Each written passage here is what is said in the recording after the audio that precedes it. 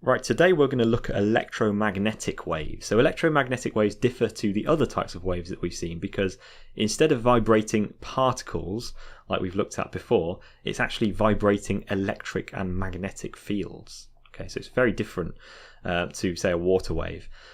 There's a whole spectrum of electromagnetic waves, and they also obey the same wave equation, which we've seen before. The speed of the wave is equal to the frequency of the wave times by the wavelength of the wave. Okay. Now for electromagnetic waves, the speed is always going to be equal to the speed of light, which we represent as c. Okay, so this is the speed of light. Speed of light is about 300 million meters per second. Okay, so we've got the wavelength, the wave speed of light is equal to the frequency times the wavelength. If we increase the wavelength, then we have to reduce the frequency. Okay, so at this end of the spectrum, we've got a long wavelength, which means we're going to have a very low frequency. At this end of the spectrum, we've got a very short wavelength, so a very high frequency. Okay, right, let's start at this end of the spectrum then. So this end of the spectrum, starting with it, we've got radio waves. Okay, radio waves, they are used for long-range communication. They have a wavelength of about 1 meter all the way up to about 10 to the 4 meters. So very long waves. They are used for long-range communication. Okay, now next one on the spectrum, we've got microwaves. Okay, these have got a wavelength in the centimeter range, so about 10 to the -2 meters. These are used for communication with satellites. Microwaves pass quite easily through the atmosphere and through clouds and things like that. So we can communicate with satellites outside of the atmosphere with microwaves. Okay, and other types of microwaves, other wavelengths of microwaves, can also be used, also absorbed quite well by water. Okay, so we can actually use it to heat up food that's got lots of water in it, which is what your microwave does. Okay, and the wavelength that your microwave uses is actually different to the one that your mobile phone uses to communicate with satellites, which is why mobile phones are actually safe, and putting your head in a microwave is not safe. Right, next one we got infrared. In fact, before we do that, I want to look at visible light. So we're going to skip one and go for visible light. This is the one that you are most familiar with because you see it all the time. It's the one that your eyes can detect. It's got a very short wavelength in the hundreds of nanometers range, so about 10 to the -7 meters of wavelength. So you can use this to see things. Okay, so it's the one that your eyes can detect. Okay, we can also use it in fiber optics. Okay, if you've got a fiber optic cable like this, the inside of a fiber optic cable, you've got actually a boundary, okay, between two different types of material. Remember what happens at a boundary? It can be absorbed, reflected, or transmitted. In this case, it is reflected.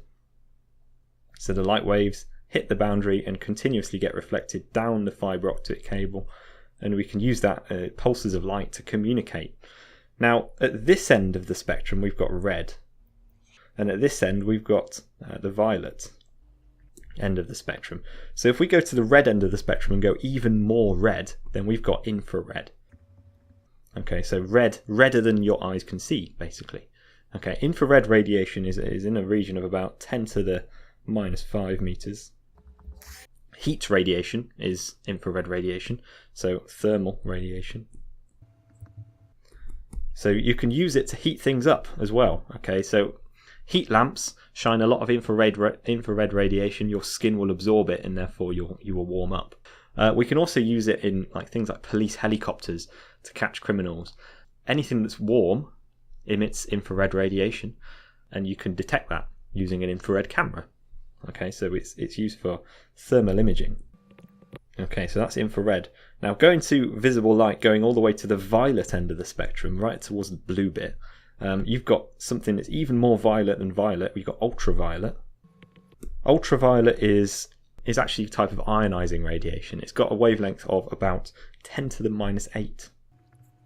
Okay, and anything after this point here is ionizing.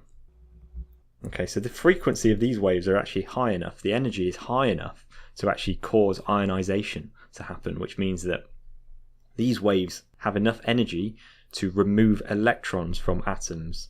So they're ionizing. These are ionizing radiation. Ultraviolet is the first ionizing radiation. It can ionize. Ultraviolet radiation is used, well, you can get a suntan from it. Now, going a bit further, we've got X-rays. Okay, X-rays have got a shorter wavelength, 10 to the minus 10 meters. Okay, in that sort of range. X-rays are used in for medical imaging purposes. Okay, X-rays pass right through soft muscle and skin and things like that, but it gets absorbed by bones. So if you put a photographic film behind you and shine loads of X-rays at you, then your bones will cast a shadow on that photographic film, which is what you see as an X-ray. So it's used for medical imaging purposes. It's also a type of ionizing radiation, so if you don't want to get too many X-rays in 1 year. The next one along is gamma rays, type of electromagnetic radiation with a very, very, very short wavelength, about 10 to the minus 15 meters. This again is even more ionizing than X-rays. Okay, so if you're exposed to lots of gamma rays, then that can be really bad. We can use gamma rays to treat cancer, okay, as well, because it causes ionizations. It will also kill all living cells. Okay, if you shine enough gamma rays at it, then it will kill all living things, all living tissue. So if you shine it at a cancer tumor or something like that, then you can kill that tumor. Okay, you can cause all of those cells to die. So it's used in radiotherapy. That's the electromagnetic spectrum. I will see you in the next video.